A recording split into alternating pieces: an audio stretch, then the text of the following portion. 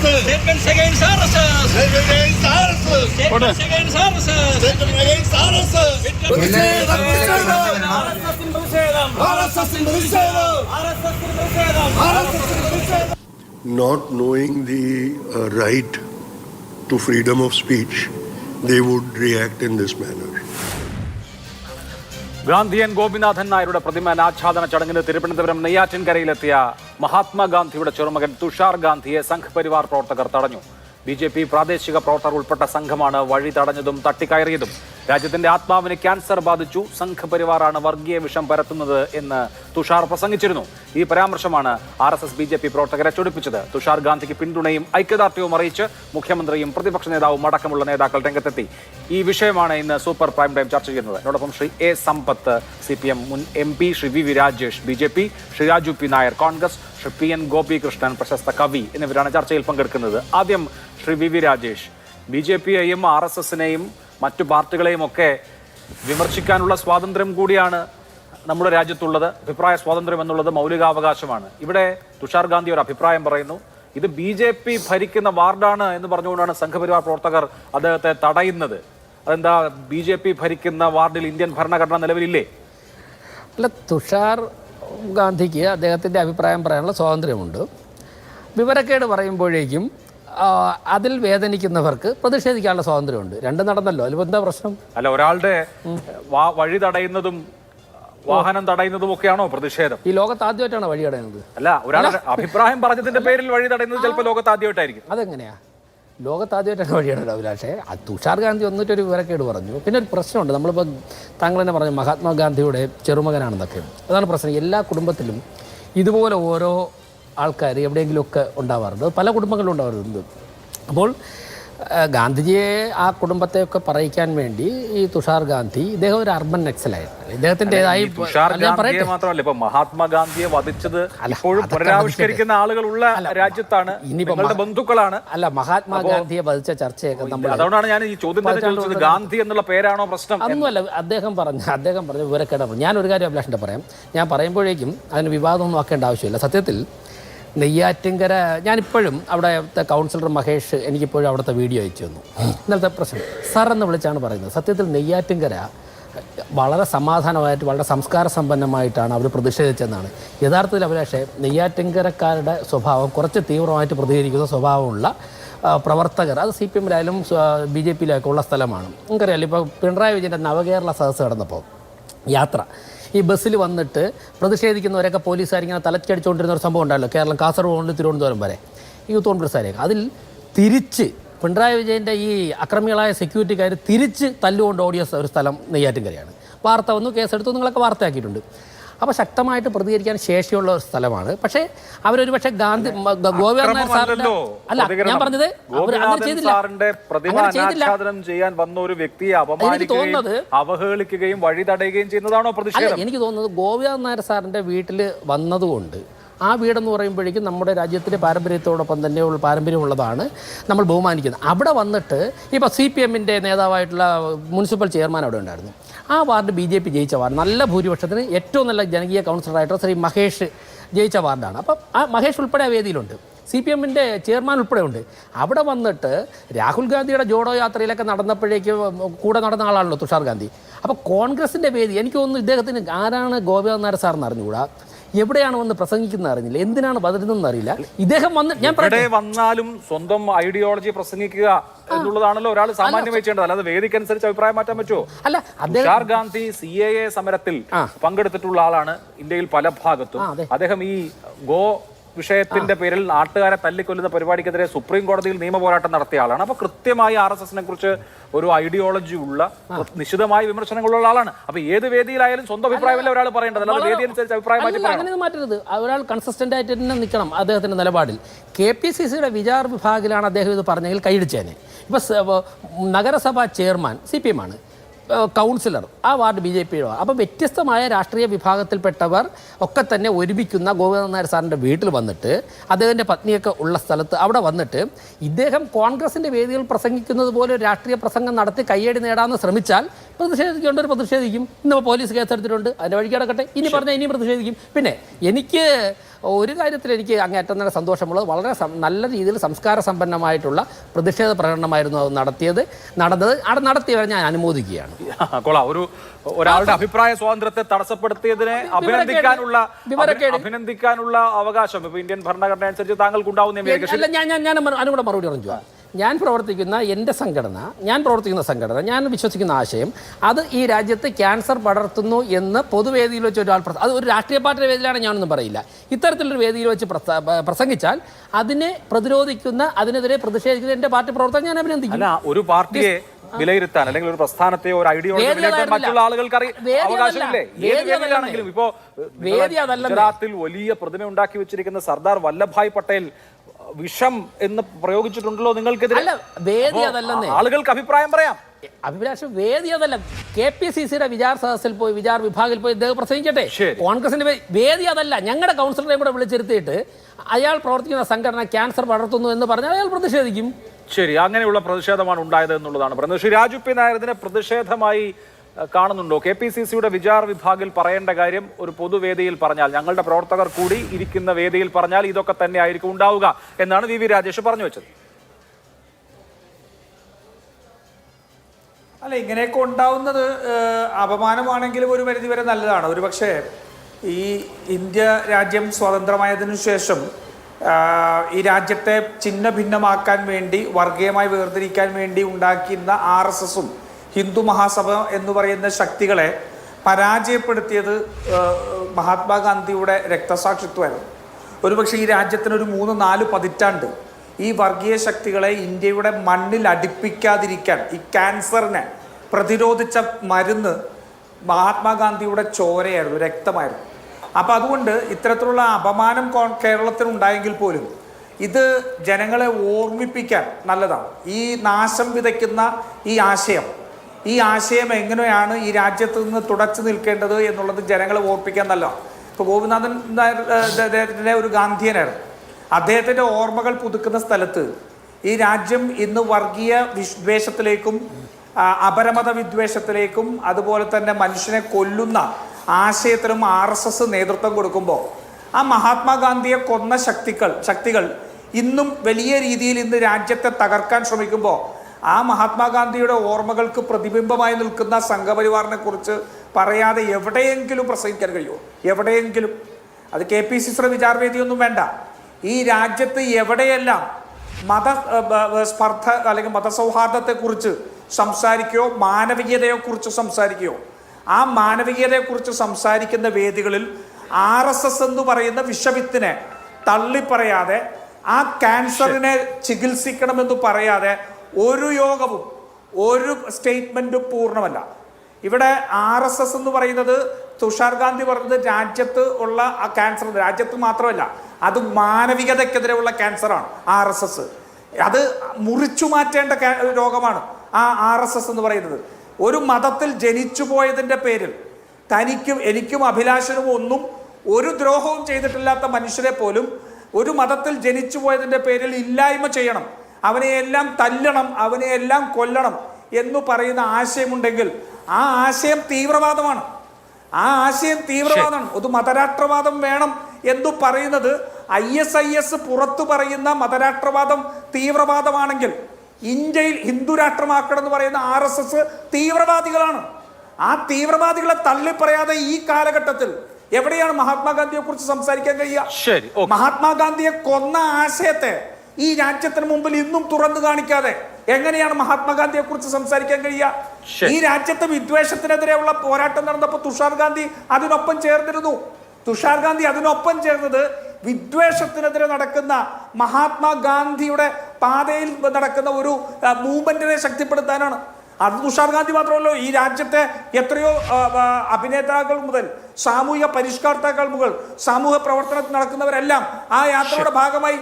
പക്ഷെ അതിനെയെല്ലാം ഇന്നും മഹാത്മാഗാന്ധിയെ വീണ്ടും വീണ്ടും കൊല്ലാൻ വേണ്ടി തോക്കെടുക്കാൻ ഇതായിട്ട് നിൽക്കുന്ന വിദ്വേഷത്തോടു കൂടി നിൽക്കുന്ന VV രാജേഷിനെ പോലെയുള്ള RSSന്റെയും BJPയുടെയും അണികൾക്ക് ഈ മഹാത്മാഗാന്ധി ഇന്നും ശത്രുവാണ്. ആ ശത്രുവിനെ തകർക്കാൻ വേണ്ടിയിട്ട് വീണ്ടും വീണ്ടും എന്താ പറയുക ചിത്രത്തിലേക്ക് പോലും വെടിയുതിർക്കേണ്ടി വരുന്ന മാനസിക വൈകൃതത്തിനുടമകളാണ് ഇവർ. അതുകൊണ്ടാണ് തുഷാർ ഗാന്ധിയെ പുറത്ത് തടയേണ്ടി വന്നത്. വളരെ സ്ട്രോങ് ആയിട്ടുള്ള വിമർശനമാണ്. സൗഹാർദ്ദത്തിലേക്കുള്ള വഴിക്ക് കൂടുതൽ ഊർജ്ജം പകരും. അതിന് രാജേഷ് മറുപടി പറയും ഒരു റൗണ്ട് കഴിഞ്ഞതിന് ശേഷം. ശ്രീ എ സമ്പത്ത്, പല സാംസ്കാരിക പ്രവർത്തകരും രാജ്യത്ത് പലയിടത്തും അസഹിഷ്ണുതയുണ്ട് എന്ന് അഭിപ്രായപ്പെടുന്നിരുന്നു. അവരും കേരളത്തിൽ വന്നാൽ അങ്ങനെ ഉണ്ടാവില്ല എന്ന് വിശ്വസിച്ചിരുന്ന ആളുകളാണ്. എന്ന് പറഞ്ഞാൽ കേരളത്തിൽ വന്നാൽ സ്വതന്ത്രമായ അഭിപ്രായ പ്രകടനം നടത്താം, അതേത് അഭിപ്രായമാണെങ്കിലും എന്നൊരു അന്തരീക്ഷമുണ്ട് എന്ന് വിശ്വസിച്ചിരുന്ന ഇടത്ത് കേരളത്തിൽ ഇങ്ങനൊരു സംഭവം ഉണ്ടായി. തുഷാർ ഗാന്ധിയെ പോലെയുള്ള ഒരാൾ അഭിപ്രായം പറഞ്ഞതിന്റെ പേരിൽ കൂക്കി വിളിക്കപ്പെട്ടു, പ്രതിഷേധം നേരിട്ടു, വാഹനം തടയുന്ന സാഹചര്യം ഉണ്ടായി എന്നുള്ളത് ലജ്ജാകരമല്ലേ?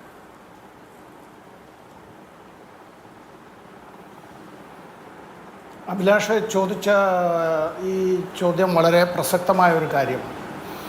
കേരളത്തിൻ്റെ മുഖ്യമന്ത്രി സഖാവ് പിണറായി വിജയനും അതുപോലെ തന്നെ കേരളത്തിൻ്റെ പ്രതിപക്ഷ നേതാവ് ശ്രീ വി ഡി സതീശനും ഈ സംഭവത്തെ അപലപിച്ചുകൊണ്ടുള്ള പ്രസ്താവനകൾ നമ്മൾ വായിക്കുകയുണ്ടായി.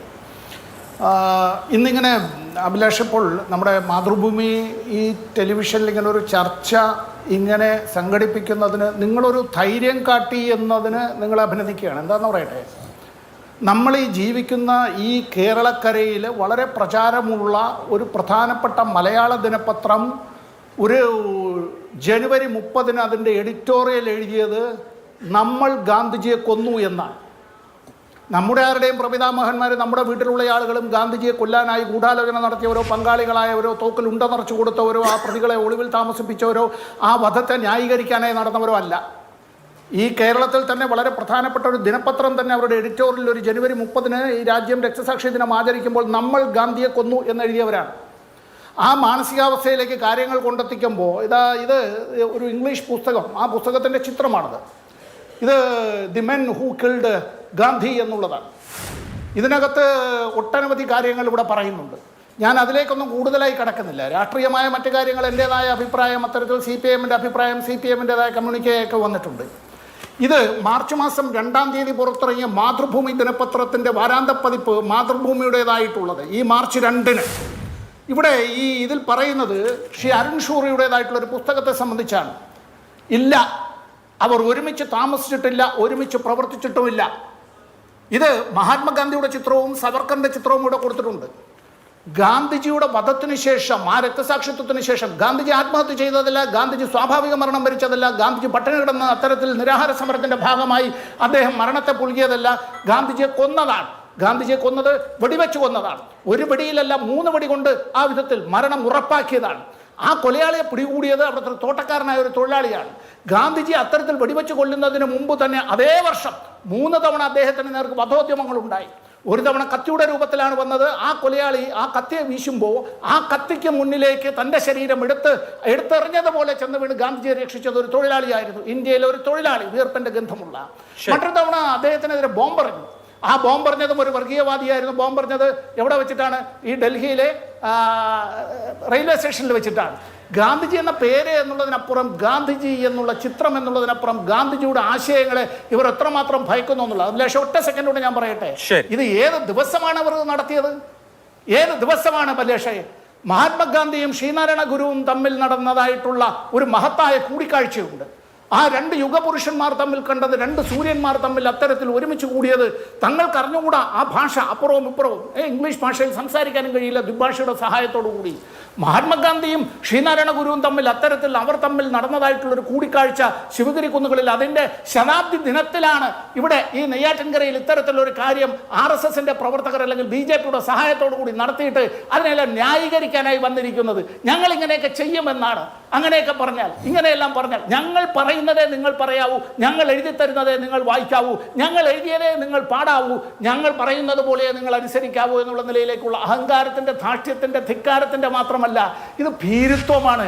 ഡ്രാക്കുളയ്ക്ക് കുരിശ് കണ്ടാലുള്ള ഭയം പോലെ വിഷപ്പാമ്പിന് ഈ നമ്മൾ വെളുത്തുള്ളി അതിൻ്റെ ഗന്ധം അത് വല്ലാതെ ഭയപ്പെടുന്നത് പോലെ ഈ പെരിച്ചാഴിക്ക് പകൽ വെളിച്ചം കണ്ടാലുള്ള ഭയം പോലെയാണ് ഇത്തരത്തിൽ വർഗീയവാദികൾക്ക് മഹാത്മാഗാന്ധി എന്ന് കണ്ടാൽ, കേട്ടാൽ അദ്ദേഹത്തിൻ്റെ ആശയങ്ങളെ എല്ലാം അവർ ഭയക്കുന്നത്. അത് വല്ലാത്ത ഭയപ്പാടാണ്.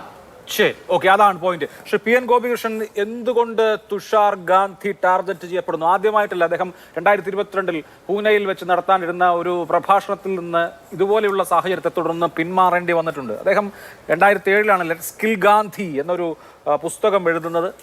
നേരത്തെ ഞാൻ സൂചിപ്പിച്ചതുപോലെ അദ്ദേഹം ഈ സമീപകാലത്തെ ഹെയ്റ്റ് ക്രൈമുകളിൽ നേരിട്ടിറങ്ങിയും നിയമപരമായും പോരാട്ടം നടത്തിയിട്ടുള്ള ആളാണ്. അപ്പോൾ കേവലം ഒരു പരാമർശത്തിന്റെ പേരിൽ മാത്രമാണ് തുഷാർ ഗാന്ധിക്ക് നേരെ പ്രതിഷേധമുണ്ടായത് എന്ന് കരുതണോ?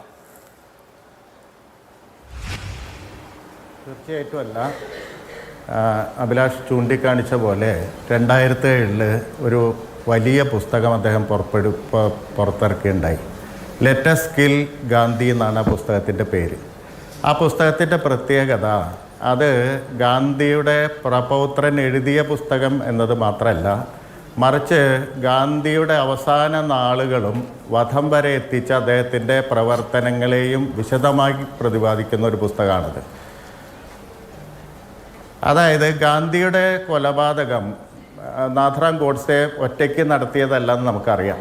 അതിന് പിന്നിൽ ഹിന്ദു എക്സ്ട്രീമിസ്റ്റുകളുടെ വലിയ ഗൂഢാലോചന ഉണ്ടായിരുന്നു. ആ ഗൂഢാലോചനയെ സംബന്ധിച്ച എല്ലാ രേഖകളും ഗവൺമെൻറ്റിൻ്റെ പക്കൽ തന്നെ ഉണ്ട്. എന്ന് പറഞ്ഞാൽ അതിന് പിടികൂടപ്പെട്ട പ്രതികളുടെ വിവരങ്ങൾ, അവരെ പോലീസ് ചോദ്യം ചെയ്തപ്പോൾ ലഭിച്ച വിവരങ്ങൾ, കോടതിയിൽ അവർ നടത്തിയ ആ വാദപ്രതിവാദങ്ങളുടെ രേഖകൾ, ഇതെല്ലാം കഴിഞ്ഞ് ശിക്ഷ, ഇതെല്ലാം വളരെ വിശദമായി പ്രതിപാദിക്കുന്ന പുസ്തകമാണ് ലെറ്റസ് കിൽ ഗാന്ധി എന്ന് പറയുന്ന പുസ്തകം. മാത്രമല്ല, ഈ ഗാന്ധി വധത്തെ സംബന്ധിച്ച അന്വേഷണം അവിടെ നിന്നില്ല. അതിനുശേഷം 64 ജീവൻലാൽ കപൂറിനെ അധ്യക്ഷനാക്കി കപൂർ കമ്മീഷൻ റിപ്പോർട്ട് അല്ലെങ്കിൽ കപൂർ കമ്മീഷൻ്റെ അന്വേഷണ റിപ്പോർട്ട് പുറത്തു വന്നപ്പോൾ അതിൽ വളരെ വ്യക്തമായിട്ട് ഒരേ ഒരു ഫൈൻഡിംഗ് ആണുള്ളത്. സവർക്കറും സവർക്കറൈറ്റുകളുമാണ് ഈ കൊലപാതകം നടത്തിയതെന്ന് പറയുന്ന ഒരേ ഒരു ഫൈൻഡിംഗ് ആണ് അതിന് പിന്നിലുള്ളത്. എന്ന് പറഞ്ഞാൽ ഗാന്ധി വധത്തെ സംബന്ധിച്ച എല്ലാ രേഖകളും വെളിവാക്കുന്നത് ഹിന്ദു തീവ്രവാദികളാണ് ആ കൊലയ്ക്ക് പിന്നിൽ പ്രവർത്തിച്ചെന്ന ഉള്ള വസ്തുതയാണ്. അപ്പോൾ ആ വസ്തുത ഇന്നത്തെ കാലത്ത് പലപ്പോഴും മറക്കപ്പെട്ടിരിക്കുന്ന അല്ലെങ്കിൽ മറക്കപ്പെടാൻ ശ്രമിക്കുന്ന തരത്തിലുള്ള ഒരു രാഷ്ട്രീയാന്തരീക്ഷത്തിലാണ് ആ പുസ്തകം പുറത്തു വരുന്നത്. ഇന്ന് ഇപ്പോൾ ബിർള ഹൗസിൽ ഗാന്ധി വെടിയേറ്റ് വീണ ബിർള ഹൗസിൽ ചെന്ന് കഴിഞ്ഞാൽ അതൊരു മ്യൂസിയമാണ്. അതിൻ്റെ മുകളിൽ ഇപ്പോൾ ഒരു ഡിജിറ്റൽ മ്യൂസിയം ഒക്കെ വന്നിട്ടുണ്ട്. അവിടെ പോയാൽ നിങ്ങൾക്ക് പല വിവരങ്ങളും കിട്ടും ഗാന്ധിയെക്കുറിച്ച്. പക്ഷേ ഗാന്ധിയെ കൊന്നതാര്, അതിന് പിന്നിൽ പ്രവർത്തിച്ചവരാര് എന്നതിനെപ്പറ്റി യാതൊരു വിവരവും ആ മ്യൂസിയത്തിൽ നിന്ന് നിങ്ങൾക്ക് കിട്ടില്ല. അല്ലെങ്കിൽ ഈ ഗാന്ധിവധത്തിൻ്റെ വിചാരണ നടന്നത് റെഡ് ഫോർട്ടിലാണ്. റെഡ് ഫോർട്ടിലെ ഒരു പ്രത്യേക കെട്ടിടത്തിലാണ്. ഈ കെട്ടിടം എവിടെയാണ്? ഈ റെഡ് ഫോർട്ടിലെ അനേകം കെട്ടിടങ്ങൾക്ക് ഇടയിൽ ഈ സ്പെഷ്യൽ കോർട്ട് പ്രവർത്തിച്ച കെട്ടിടം ഏതാണെന്ന് നോക്കിക്കഴിഞ്ഞാൽ നിങ്ങൾക്ക് അവിടെ അന്വേഷിച്ച് കഴിഞ്ഞാൽ യാതൊരു വിവരവും കിട്ടില്ല. എന്ന് പറഞ്ഞാൽ ഗാന്ധി മെമ്മറി പതുക്കെ ഗാന്ധി സ്മൃതി എന്ന് പറയുന്നത് ഇന്ത്യ ചരിത്രത്തിൽ നിന്ന് വളരെ പതുക്കെ മായ്ച്ചു കളയാനുള്ള ഒരു ശ്രമത്തിലാണ്. പകരം ഗാന്ധിയുടെ ഒരു വ്യാജ ചരിത്രം ഉണ്ടാക്കുന്ന ഒരു വലിയ യത്നത്തിലാണ് ഇന്നത്തെ ഹിന്ദുത്വ ശക്തികൾ ഏർപ്പെട്ടിരിക്കുന്നത്. അപ്പോൾ ആ യത്നത്തിനെതിരെയുള്ള വലിയ ഒരു പ്രതിരോധ പുസ്തകമാണ് ഈ ലെറ്റസ് കിൽ ഗാന്ധി എന്ന് പറയുന്നത്. അതിൽ അനേകം രേഖകളുണ്ട്. പ്രത്യേകിച്ച് ഈ അവസാന ദിവസങ്ങൾ, ഗാന്ധിയുടെ അവസാന ദിവസങ്ങളിലെ ഓരോ ദിവസത്തെയും റെക്കോർഡ് ആ പുസ്തകത്തിലുണ്ട്. അപ്പോൾ ആ പുസ്തകത്തിൽ കൂടെ കടന്നു പോകുന്ന ഓരോരുത്തർക്കും വളരെ കൃത്യമായി ഹിന്ദുത്വ ഫാസിസ്റ്റുകളാണ് ഗാന്ധിയുടെ കൊലപാതകത്തിന് പിന്നിൽ പ്രവർത്തിച്ചതെന്ന് വളരെ വ്യക്തമായിട്ട് മനസ്സിലാവും. അപ്പോൾ അത്തരം ഒരു ഗ്രന്ഥം എഴുതിയതിന്റെ പേരിലാണ് തുഷാർ ഗാന്ധി വേട്ടയാടപ്പെടുന്നത്. ഒരു പ്രധാനപ്പെട്ട കാര്യം, താങ്കൾക്ക് 15 മിനിറ്റേ ആയിട്ടുള്ളൂ. ആകെ 3 പേരും കൂടെ ഇരുന്നിട്ടേ ആകെ 15 മിനിറ്റേ ആയുള്ളൂ. താങ്കൾക്ക് ഇനി ബാക്കി 45 മിനിറ്റ് ബാക്കിയുണ്ട്. അദ്ദേഹം കംപ്ലീറ്റ് ചെയ്യട്ടെ, എന്നിട്ട് ഞാൻ അങ്ങേക്ക് വരാം. ശരി പറഞ്ഞോളൂ. അപ്പോൾ വളരെ പ്രധാനപ്പെട്ട കാര്യം, ഈ 46 മുതൽ, പ്രത്യേകിച്ച് 46 ആഗസ്റ്റ് മുതൽ 48 ജനുവരി 30 വരെയുള്ള ഗാന്ധിയുടെ ജീവിതം എന്തിനായിരുന്നു എന്നുള്ളത് നമ്മൾ വീണ്ടും പരിശോധിക്കണം. 46-ൽ തന്നെ ബ്രിട്ടീഷുകാർ ഇന്ത്യ വിട്ട് പോകാമെന്ന് ഉള്ള വാക്ക് കൊടുത്തിരുന്നു, ഡേറ്റ് വരെ പ്രഖ്യാപിച്ചിരുന്നു. എന്ന് പറഞ്ഞാൽ സ്വാതന്ത്ര്യ സമരം യഥാർത്ഥത്തിൽ 46-ൽ തീരുന്നുണ്ട്. ബ്രിട്ടീഷുകാർക്കെതിരെയുള്ള സ്വാതന്ത്ര്യ സമരം 46-ൽ തീരുന്നുണ്ട്. 46-ൽ അവർ പ്രഖ്യാപിക്കുന്നുണ്ട് ഞങ്ങൾ ഇന്ത്യ വിട്ടു പോവുകയാണ്. അപ്പോൾ 46 മുതൽ 48 വരെയുള്ള ഗാന്ധിയുടെ ജീവിതം നോക്കിക്കഴിഞ്ഞാൽ, പ്രത്യേകിച്ച് 47 ആഗസ്റ്റ് 15-ന് ശേഷം, സ്വാതന്ത്ര്യത്തിന് ശേഷം ഗാന്ധി 2 പ്രാവശ്യം നിരാഹാരം ഇരിക്കുന്നുണ്ട്. ബ്രിട്ടീഷുകാർ പോയി, സ്വാതന്ത്ര്യം കിട്ടി. പിന്നെ ആർക്കെതിരെയാണ് ഗാന്ധി തന്നെ പറഞ്ഞിട്ടുള്ള തൻ്റെ ഉന്നത സമരരൂപമായ നിരാഹാര സത്യാഗ്രഹം, അതും 77-78 വയസ്സിൽ ഗാന്ധി നടത്തുന്നത് ആർക്കു വേണ്ടിയാണ് എന്നുള്ളത് നമ്മൾ പ്രത്യേകം പഠിക്കേണ്ടതാണ്. കൽക്കട്ടയിൽ 73 മണിക്കൂർ, ഡൽഹിയിൽ 48 ജനുവരി 13 മുതൽ 18 വരെ 5 ദിവസം. ഈ 2 നിരാഹാരങ്ങളും എന്തിനായിരുന്നു, ആർക്ക് വേണ്ടിയായിരുന്നു എന്നുള്ള കാര്യം പരിശോധിച്ചാൽ നമുക്ക് മനസ്സിലാവും. ഇന്ത്യയെ ഒരു മതാധിഷ്ഠിത രാജ്യമാക്കാൻ, ഹിന്ദുത്വ രാജ്യമാക്കാൻ വേണ്ടി ഹിന്ദുത്വ ശക്തികൾ പ്രവർത്തിക്കുന്നതിനെതിരായിട്ടായിരുന്നു ഈ 2 തരത്തിലുള്ള ഈ 2 നിരാഹാരങ്ങളും ഗാന്ധി നടത്തുന്നത്. എന്ന് പറഞ്ഞാൽ അവരുടെ മുന്നിൽ, പ്രത്യേകിച്ച് ആ സമയത്ത് പാർട്ടീഷൻ കഴിഞ്ഞു, പാകിസ്ഥാൻ ഉണ്ടായി. പാകിസ്ഥാൻ നമുക്കറിയാവുന്ന പോലെ ഇസ്ലാം അധിഷ്ഠിത രാജ്യമാണ്. അതുകൊണ്ട് ഒരു ഹിന്ദുത്വ രാഷ്ട്രം ഇവിടെ കെട്ടിപ്പടുക്കാം എന്ന് അതിന് വിലങ്ങുതടിയായി നിന്നിരുന്നത് 46 മുതൽ 48 വരെയുള്ള ഗാന്ധിയുടെ പരിശ്രമങ്ങളാണ്. ഗാന്ധി ഈ സ്വാതന്ത്ര്യ സമരത്തിന്റെ അവസാന ഘട്ടത്തിൽ പൊരുതിയത് മുഴുവൻ ഈ പറയുന്ന ഹിന്ദുത്വ ശക്തികളോടാണ്. ഇന്ത്യ ഒരു ഹിന്ദുത്വ രാജ്യമായി പരിണമിക്കുന്നതിനെതിരെയുള്ള വലിയ പ്രതിരോധമാണ് ഗാന്ധി തീർത്തത്.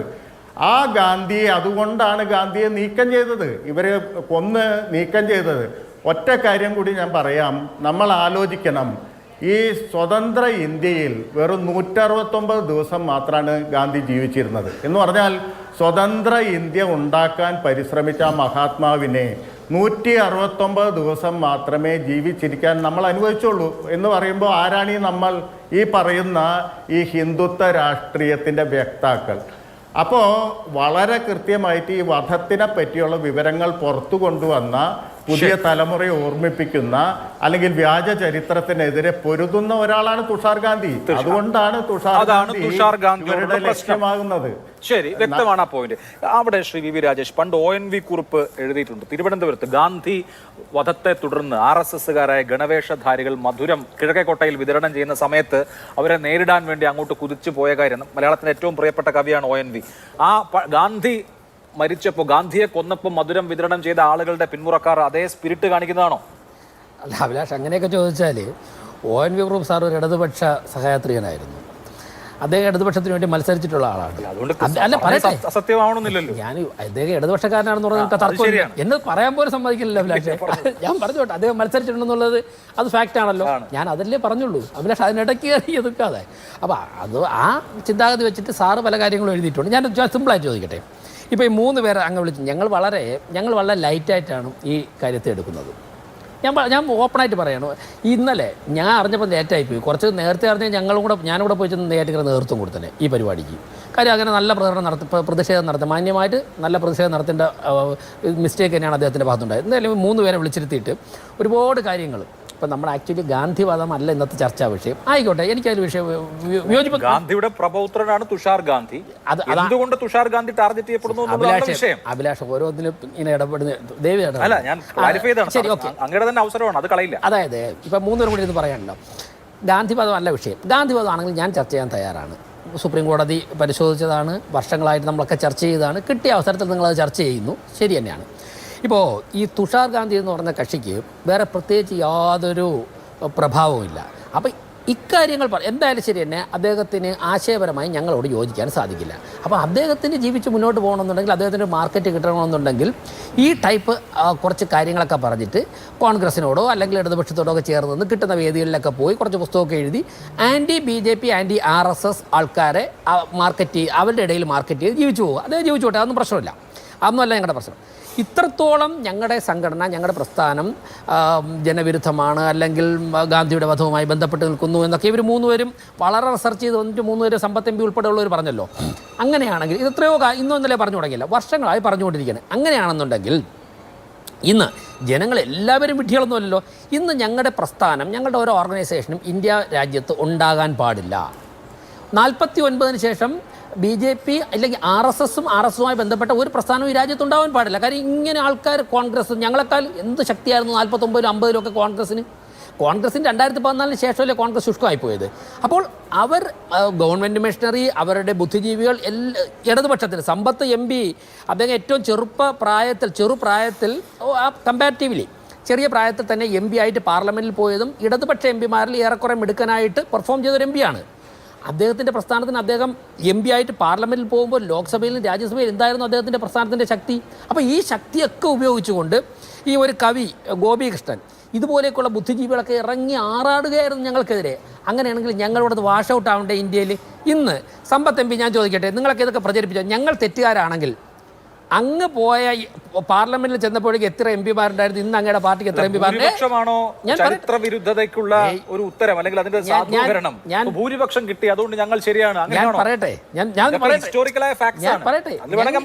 എന്നാൽ പാർലമെന്റിലെ എണ്ണം നമ്മൾ ഇനി പറയുന്നില്ല.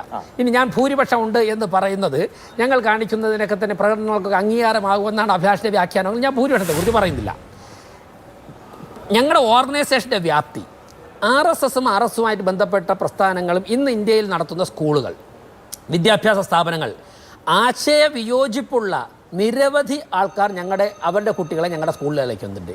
ആയിരക്കണക്കിന് വരുന്ന ആശുപത്രികൾ, കാഴ്ചയില്ലാത്തവർക്ക്, കേൾവിയില്ലാത്തവർക്ക്, സംസാരശേഷിയില്ലാത്തവർക്ക് സേവാഭാരതിയുടെയൊക്കെ പേരിൽ നടത്തുന്ന പ്രോജക്റ്റുകൾ, ഇപ്പോൾ വയനാട് ഉൾപ്പെടെ ഈ രാജ്യത്തിൻ്റെ വിവിധ ഭാഗങ്ങളിൽ നടക്കുന്ന പ്രോജക്റ്റ്. ഇപ്പം ദ്രൗപദി മുർമു നമ്മുടെ വനവാസി മേഖലയിൽ നിന്നും വന്ന് ഇന്ത്യൻ പ്രസിഡൻ്റായ വ്യക്തിയാണ്. അവർക്ക് പ്രസിഡൻ്റ് ആയതിനു ശേഷം അവർക്ക് പൊളിറ്റിക്സ് ഇല്ല, ഭരണഘടനാപരമായിട്ടുള്ള പദവി കൈകാര്യം ചെയ്യുന്നു.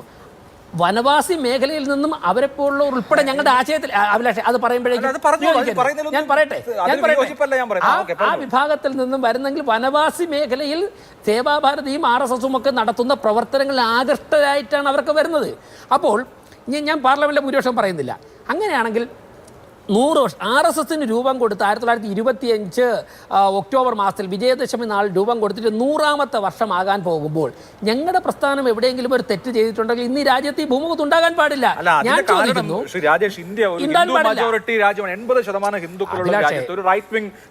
അങ്ങനെയാണെങ്കിൽ വലിയ ഇൻസ്റ്റിറ്റ്യൂഷൻസ് ബിൽഡ് ചെയ്യുന്നു, പതുക്കെ പതുക്കെ രാഷ്ട്രീയ അധികാരം നേടുന്നു, അപ്പോൾ രാജ്യത്തുള്ള ഭരണഘടനാ മെഷീനറി പിടിച്ചെടുക്കുന്നു. ഇതൊക്കെ പിടിച്ചെടുക്കല്ല. അങ്ങനെ ഞാൻ ചോദിക്കട്ടെ, പല രാജ്യങ്ങളിലും ഉണ്ടായിട്ടുണ്ട്. ഞാൻ ചോദിക്കട്ടെ, കേരളത്തിൽ ഹിന്ദുക്കളാണല്ലോ കൂടുതലും, പല ജാതി എന്തായാലും 50 അടുപ്പിച്ചുണ്ട്, 50-51% ഉണ്ട്. കുറച്ചുകൂടെ കുറയുമായിരിക്കും ഒരു പക്ഷേ. കേരളത്തിൽ BJP അല്ലല്ലോ ഭരിക്കുന്നത്. സോഷ്യലി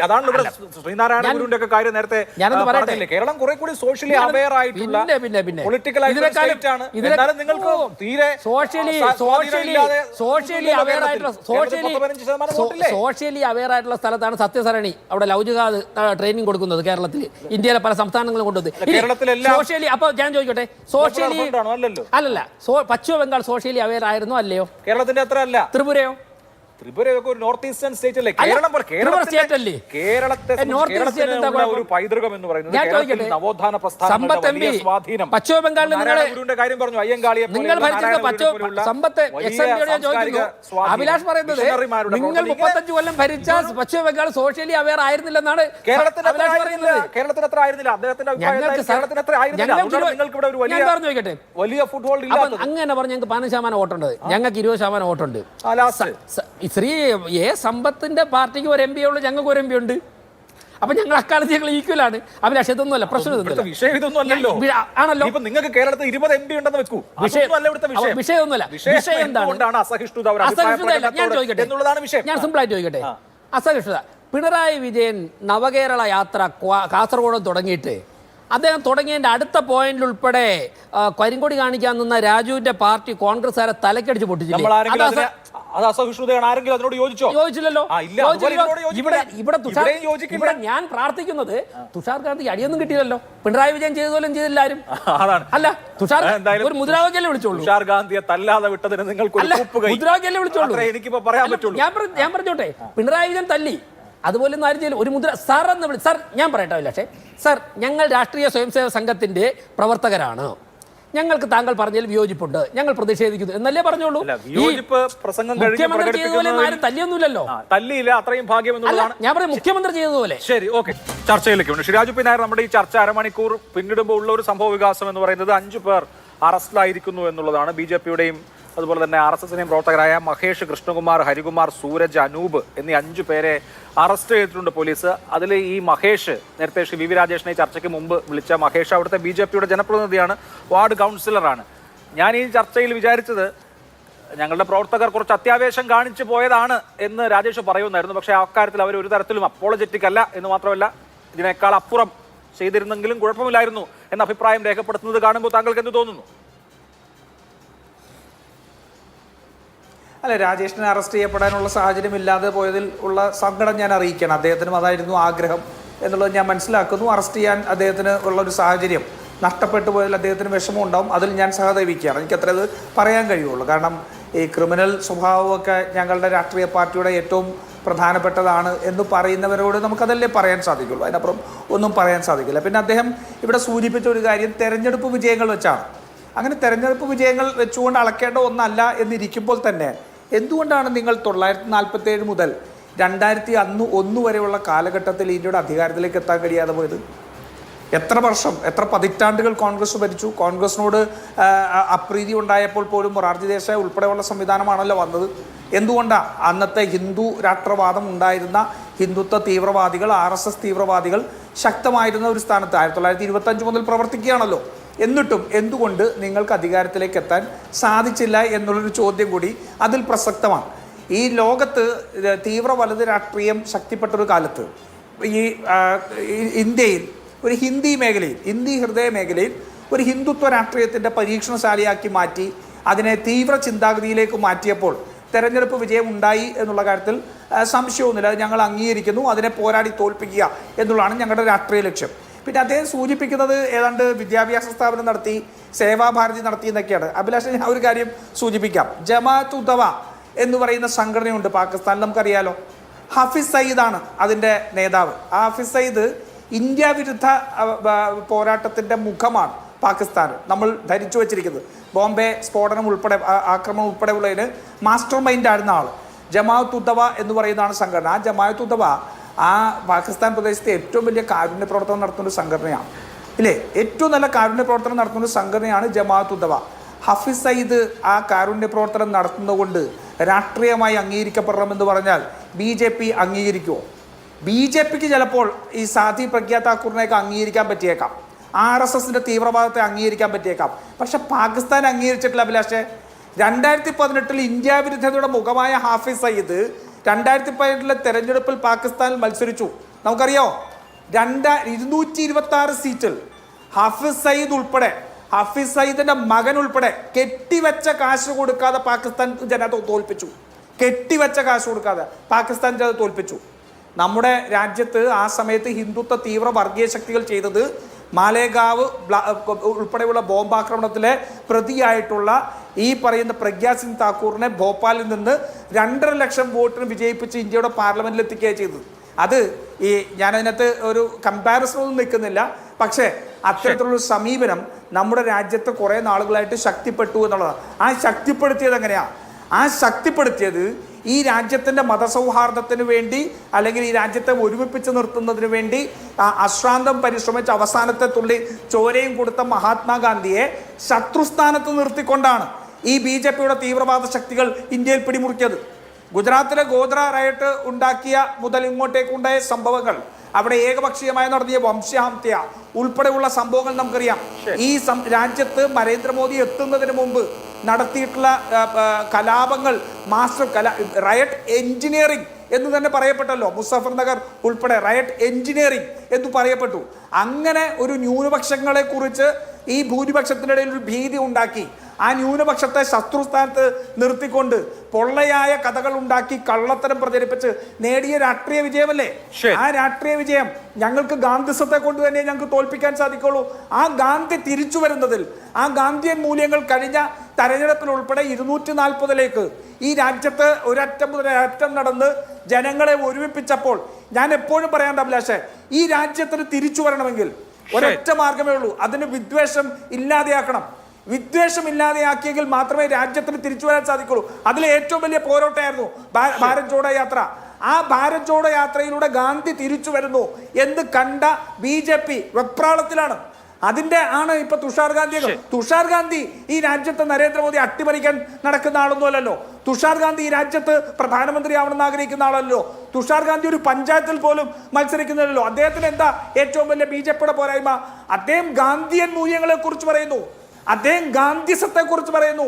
അദ്ദേഹം ഗാന്ധിയുടെ പ്രഭാപുത്രനാണ്. ഇതല്ലേ തുഷാർ ഗാന്ധിയോടുള്ള വെറുപ്പ്? അതിനപ്പുറം മറ്റെന്തു വെറുപ്പ് ബി ജെ പി കൊണ്ട്? ബി ജെ പി ഏത് പഞ്ചായത്ത് തെരഞ്ഞെടുപ്പിലാണ് തുഷാർ ഗാന്ധി തോൽപ്പിച്ചത്? രാഷ്ട്രീയ തെരഞ്ഞെടുപ്പിൽ അല്ലെങ്കിൽ ഏത് നിയോജക മണ്ഡലത്തിലാണ് തോൽപ്പിച്ചത്? അതൊന്നുമല്ല. ഇവരെ സംബന്ധിച്ചോളം ഗാന്ധി തിരിച്ചു വരുന്നു എന്നുള്ളതാണ് ഇവരുടെ ഭയം. ഗാന്ധി തിരിച്ചു വന്നാൽ ഇന്ത്യയിൽ ബി ജെ പിക്ക് സ്ഥാനമില്ല എന്നുള്ളതാണ് ഇവർക്ക് കൃത്യമായിട്ട് മനസ്സിലാവുന്നത്. ശരി, ഇവിടെ ശ്രീ സമ്പത്ത് കേരളത്തിന്റെ സവിശേഷമായ സ്ഥാനം കൂടി അടയാളപ്പെടുത്തണം. കാരണം നേരത്തെ കേരളത്തെക്കുറിച്ചാണ് വി രാജേഷ് ചോദിച്ച ഒരു ചോദ്യവും ഇന്നലത്തെ പത്രങ്ങൾ മാതൃഭൂമിയുടെ സെൻട്രൽ സ്പ്രെഡ് തന്നെ ഗാന്ധി ഗുരു കൂടിക്കാഴ്ചയെക്കുറിച്ചായിരുന്നു. അതേക്കുറിച്ച് നമ്മുടെ നാട്ടിലെ പണ്ഡിതരായിട്ടുള്ള സാംസ്കാരിക നായകർ എഴുതിയ ലേഖനങ്ങൾ എങ്ങനെയാണ് അത് കേരള ചരിത്രത്തിൽ നിർണായകമായത് എന്നതിൻ്റെ അതിൻ്റെ ഒരു സാക്ഷ്യപത്രം എന്ന് പറയാം. ഇന്നലത്തെ വാർത്താ മാധ്യമങ്ങൾ നോക്കിയാൽ അതേ ദിവസം തന്നെ നമ്മുടെ നാട്ടിൽ ഇങ്ങനെ ഒരു സംഭവം നടന്നു. അപ്പോൾ കേരളത്തിലും വർഗീയതയ്ക്കെതിരെ അല്ലെങ്കിൽ അസഹിഷ്ണുതയ്ക്കെതിരെയുള്ള ഒരു വാക്സിനേഷന്റെ ആവശ്യമുണ്ട് എന്നുള്ളതിന്റെ സൂചനയായി താങ്കൾ അതിനെ എടുക്കുന്നുണ്ടോ? അഭിലാഷേ, നമ്മുടെ സുഹൃത്ത് രാഷ്ട്രീയമായ അങ്ങേയറ്റത്തെ വിയോജിപ്പ് രാജേഷുമായിട്ടുണ്ട്. അത് നിലനിർത്തിക്കൊണ്ട് തന്നെ അദ്ദേഹം നമ്മുടെ എല്ലാവരുടെയും സുഹൃത്താണല്ലോ. അദ്ദേഹം പറഞ്ഞ കാര്യങ്ങളിൽ അദ്ദേഹം ഉറച്ചു നിൽക്കുന്ന അതിന് അദ്ദേഹത്തിന് എല്ലാ അവകാശവുമുണ്ട്. പ്രത്യേകിച്ചും ബി ജെ പിയുടെ നേതാവ് കൂടിയായതുകൊണ്ട് അധികാരം കൂടിയുണ്ട്. നടന്ന കാര്യങ്ങൾ, അതിന് പ്രേരണ നൽകിയവർ, അത് നടത്തിയത്, അതുമായി ബന്ധപ്പെട്ട ആളുകൾ, അവർ ചെയ്ത കാര്യങ്ങൾ തെറ്റ് എന്ന് ഞാൻ പറയും. അത് സി പി എമ്മിൻ്റെ പ്രതിനിധി എന്നുള്ള നിലയിൽ മാത്രമല്ല, ഒരു അഭിഭാഷകൻ എന്നുള്ള നിലയിൽ മാത്രമല്ല, ഒരു കേരളീയൻ എന്നുള്ള നിലയിൽ മാത്രമല്ല, ഒരു ഇന്ത്യൻ പൗരൻ എന്നുള്ള നിലയിൽ ഞാനത് പറയും. പക്ഷേ തുഷാർ ഗാന്ധി അത്തരത്തിലുള്ള ഒരു അഭിപ്രായ പ്രകടനം നടത്തണമെങ്കിൽ അത് ഈ കോൺഗ്രസിൻ്റെ ഏതെങ്കിലും യോഗത്തിൽ പോയി പറയണം എന്ന് പറയാൻ തുഷാർ ഗാന്ധി ഏത് വേഷം ധരിക്കണം, എന്ത് സംസാരിക്കണം, ഏത് വാഹനത്തിൽ യാത്ര ചെയ്യണം, എന്ത് കഴിക്കണം, ഏത് ഭാഷയിലായിരിക്കണം അദ്ദേഹം വർത്തമാനം പറയേണ്ടത് എന്നെല്ലാം ബി ജെ പി നേതാക്കൾ ശാഠ്യം പിടിക്കുന്നത് പോലെയാണ് പറയുന്നത്.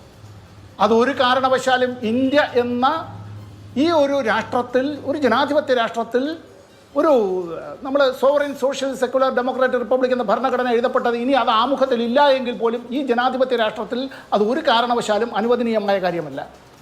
ഈ പറഞ്ഞ പരിപാടി ബി ജെ പിയുടെ പരിപാടിയായിരുന്നു രാജേഷേ.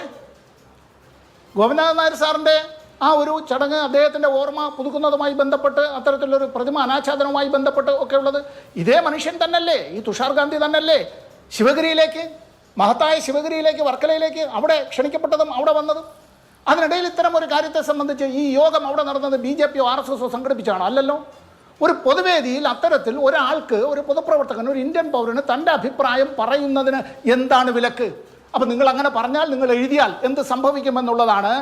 നരേന്ദ്ര ദബോൽക്കർക്ക് സംഭവിച്ചത് ആഗസ്റ്റ് 20, 2013 എന്ത് സംഭവിക്കുമെന്നുള്ളതിന് നിങ്ങളുടെ ചങ്ങാതിമാർ കാട്ടിയതാണ് ഫെബ്രുവരി 16, 2015 ഗോവിന്ദ പൻസാരയ്ക്ക് സംഭവിച്ചത്.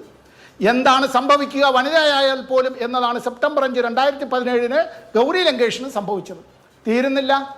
കർണാടകത്തിലെ ബി ജെ പിയുടെ സമുന്നതനായ ഒരു നേതാവുണ്ട്, പേര് കെ എസ് ഈശ്വരപ്പ എന്നാണ്. രാജേഷിൻ്റെ ചങ്ങാതി കൂടിയായിരിക്കും കെ എസ് ഈശ്വരപ്പ. അദ്ദേഹം ബി ജെ പിയുടെ നേതാവാണ്. അദ്ദേഹത്തിൻ്റെ വിവാദമായൊരു പ്രസ്താവനയുണ്ട്. തങ്ങൾക്കെതിരായിട്ട് അത്തരത്തിൽ നിലപാടെടുക്കുന്ന, പ്രസംഗിക്കുന്ന ആളുകളെ വെടിവെച്ച് കൊല്ലുന്നതിനുള്ള നിയമം കൊണ്ടുവരണം എന്ന അത്തരത്തിൽ ഇതാ NDTV അക്കാര്യത്തെ സംബന്ധിച്ച് സംപ്രേഷണം ചെയ്തതിൻ്റെ പടമാണ് ഞാൻ ഈ കാണിക്കുന്നത്. അപ്പോൾ ഇത്തരത്തിലുള്ള നേതാക്കളിൽ നിന്നാണ് ഇവർ പഠിക്കുന്നത്. പഠിച്ചതേ പാടുകയുള്ളൂ.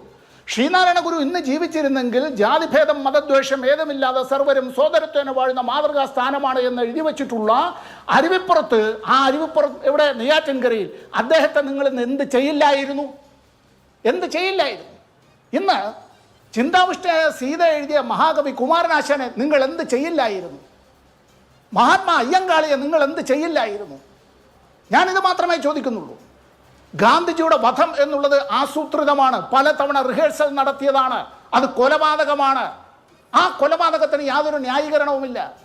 ആ ഗാന്ധിവധവുമായി ബന്ധപ്പെട്ട രേഖകൾ അപ്രത്യക്ഷമാവുക എന്നുള്ളത് മാത്രമല്ല, ഇന്ത്യയിലെ എല്ലായിടത്തും ഇത്തരത്തിൽ. അപ്പോൾ ചോദിക്കുമ്പോൾ പറയുന്നത് നമ്മൾ തെരഞ്ഞെടുപ്പിൽ ഞങ്ങൾ ജയിച്ചല്ലോ എന്നുള്ളതാണ്. തെരഞ്ഞെടുപ്പിൽ പലരും ജയിക്കും, പലരും തോക്കും, ഇതൊക്കെ സംഭവിക്കും. അടൽ ബിഹാരി വാജ്പേയി തെരഞ്ഞെടുപ്പിൽ തോറ്റിട്ടുണ്ട്, ശ്രീമതി ഇന്ദിരാഗാന്ധി തെരഞ്ഞെടുപ്പിൽ തോറ്റിട്ടുണ്ട്, ഞാനടക്കം തെരഞ്ഞെടുപ്പിൽ തോറ്റിട്ടുണ്ട്, ഈ വലിയ നേതാക്കൾ മുതൽ ഈ എളിയ ഞങ്ങൾ വരെ തോറ്റിട്ടുണ്ട്. രാജേഷ്, ഇതെല്ലാം തെരഞ്ഞെടുപ്പ് ജനാധിപത്യ പ്രക്രിയയുടെ ഭാഗമാണ്. പാർലമെൻറ്റിൽ എത്ര സീറ്റുണ്ട്, എത്ര MLA-മാരുണ്ട്, എത്ര പഞ്ചായത്ത് അംഗങ്ങളുണ്ട് എന്നുള്ളതല്ല. ഇവിടെ ഒരു കാര്യം, ഒരാൾ മാത്രമാണ് സത്യം വിളിച്ചു പറയുന്നത് എങ്കിലും, അത് ബ്രൂണോ ആയാലും ഗലീലിയോ ആയാലും, ആ സത്യം വിളിച്ചു പറയുന്ന കുട്ടി ആ പറയുന്ന സത്യം ആര് പറഞ്ഞിരുന്നാലും അതിന് വിലയുണ്ട്.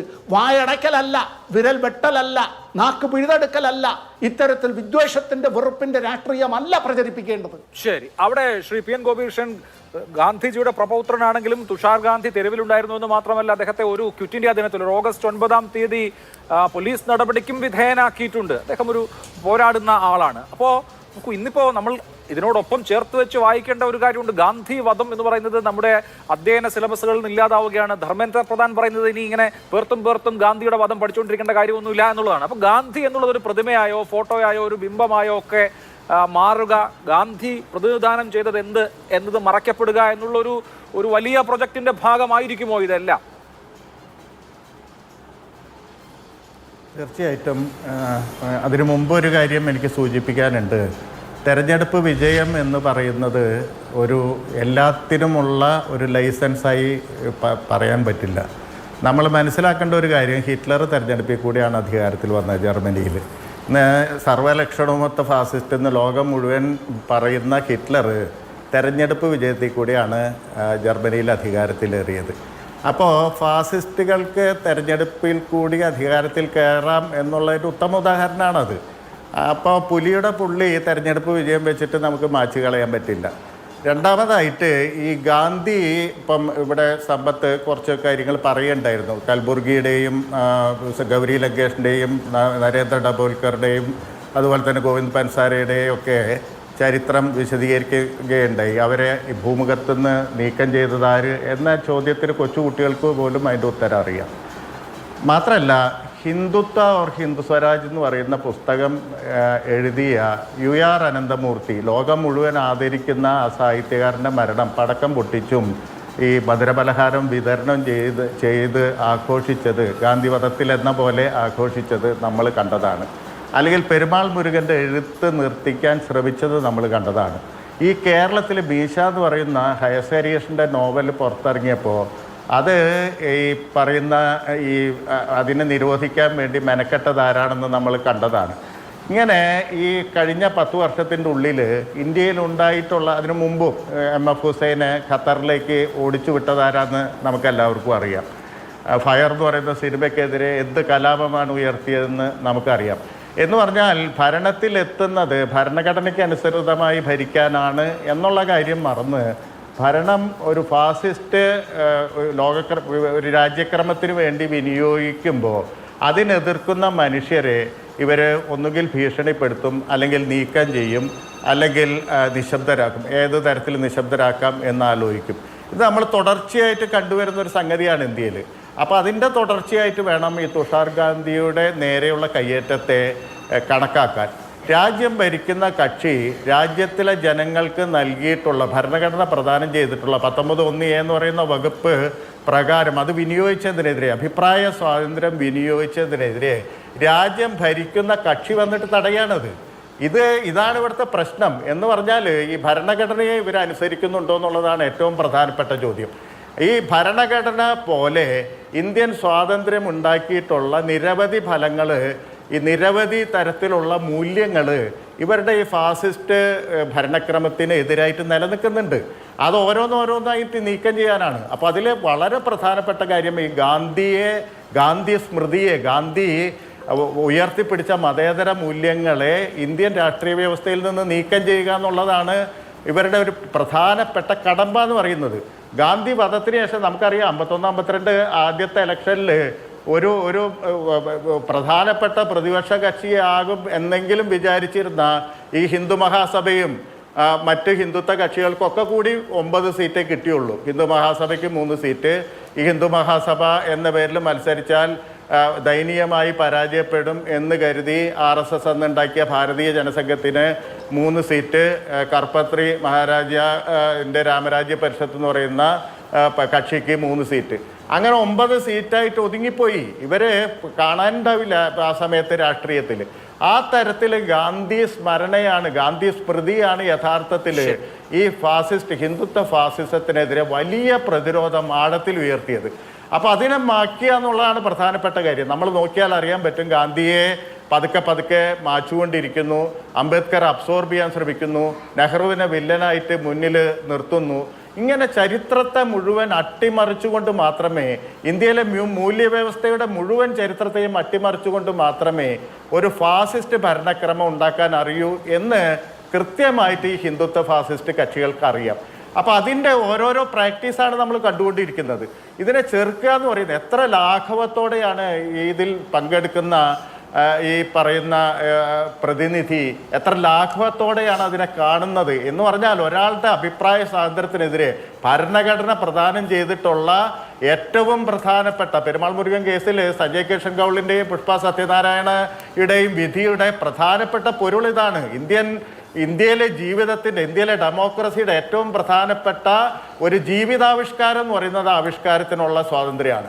അപ്പോൾ അതിനെതിരെ ഒരു രാജ്യം ഭരിക്കുന്ന കക്ഷിയുടെ ആളുകൾ വന്ന് തടഞ്ഞിട്ട് അത് വളരെ ലാഘവത്തോടെ, ഞാനും കൂടി ഉണ്ടായിരുന്നെങ്കിൽ ഞാനും കയ്യേറ്റം ചെയ്യുമായിരുന്നു എന്നുള്ള തരത്തിൽ സംസാരിക്കുമ്പോൾ ജനാധിപത്യത്തിലുള്ള അല്ല, ഇങ്ങനെ കള്ളം പറയരുത്. സമരത്തിൽ പങ്കെടുക്കുന്നു നിങ്ങൾ പറഞ്ഞു. പ്രകടനത്തിൽ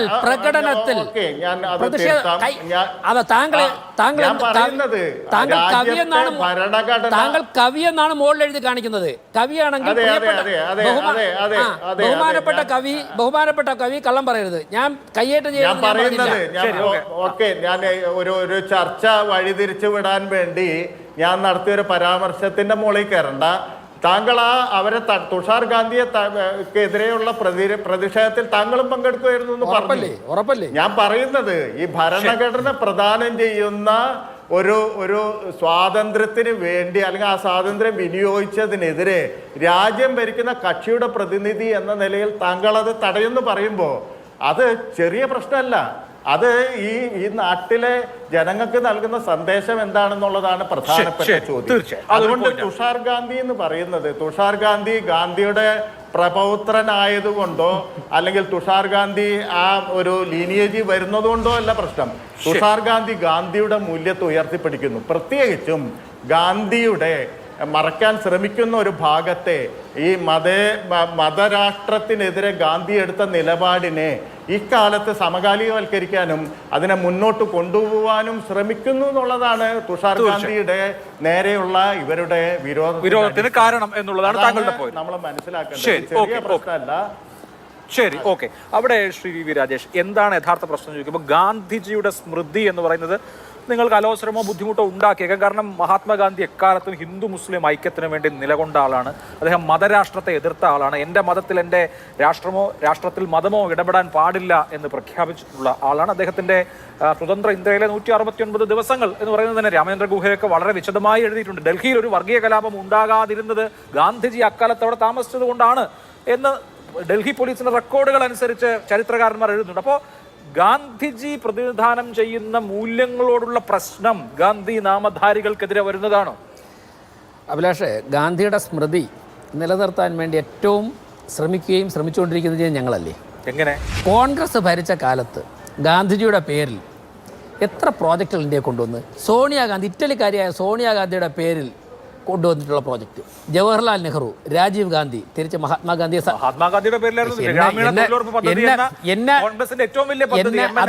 വളരെ വിമർശനവും സമ്മർദ്ദവും വന്നതിന് ശേഷം എന്നെ ഒന്ന് പറയാനും സമ്മതിക്കൂ, നരേന്ദ്രമോദി മുഖ്യമന്ത്രിയായതിനു ശേഷം ലോകത്തിൽ തന്നെ ഏറ്റവും വലിയ കൺവെൻഷൻ സെൻ്ററുകളൊന്നായിട്ടുള്ളത് മഹാത്മാ മന്ദിർ അഹമ്മദാബാദിൽ കൊണ്ടുവന്നുകൊണ്ടാണ് ഞങ്ങൾ അതിൻ്റെ മുന്നേറ്റത്തിൽ ഞങ്ങൾ തുടക്കം കുറിച്ചത്. ഇനി ഞാൻ വേർത് വയ്ക്കട്ടെ, അങ്ങനെയാണെങ്കിൽ ഗാന്ധിജി സർദാർ വല്ലഭായ് പട്ടേലിനായിരുന്നല്ലോ ഗാന്ധിയുടെ ഓപ്ഷൻ AICC പ്രസിഡന്റായിട്ട്.